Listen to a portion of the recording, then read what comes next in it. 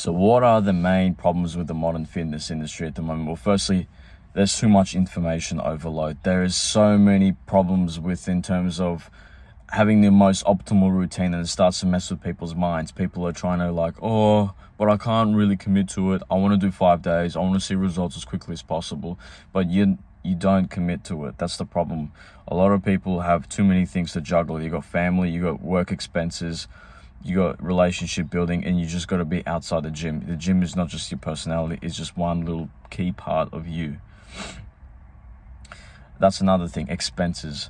There's so much useless money to be thrown around. I think I've been in gyms that are very good community orientated, that are 24/7. They're probably the best gyms I've ever been in. Everyone's social.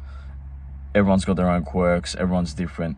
You go to these high-end, high networking gyms, and yeah, the vibe's a bit different, but no one talks. Everyone's in their own head. Everyone's taking sales calls in a cafe. It's just a kind of a shit and douchey atmosphere in there, even though it's a so-called high-end gym. Number 3, I'd say instead of optimizing for themselves and their nutritional needs, they optimize for whatever's online. Carnivore diet's a big one now. Everyone's thinking about, how do I get a better, how do I eat more meat? Carbs are bad, fats are bad. Yes, you do have to manipulate carbs and fats, but however, you still need them just to be a fully functional human being. A little bit of fat's not bad, especially when it comes to hormones, and carbs you need them for energy and brain health.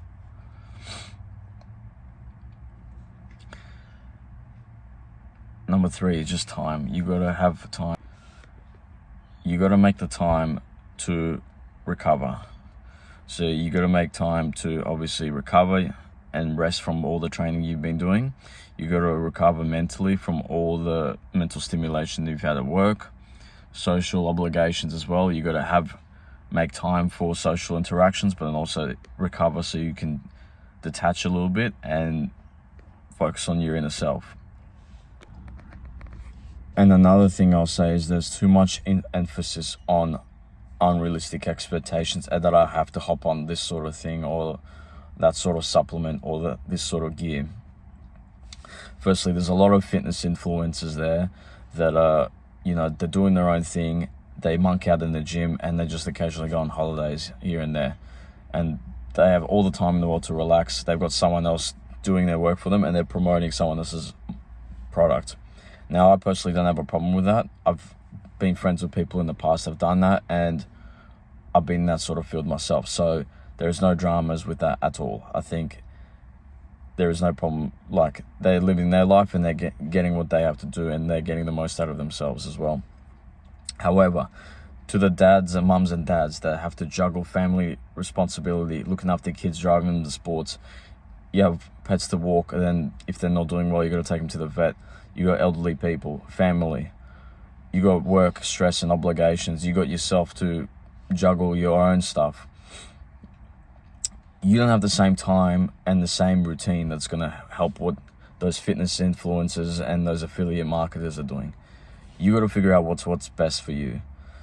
So, and this is what I specialize in as well. When I write programs for people, I try to get into how they can actually achieve those goals, what they've done in the past that's worked for them, realistically the days they can commit to, and just if there's any other things that we need to take into consideration, say injuries,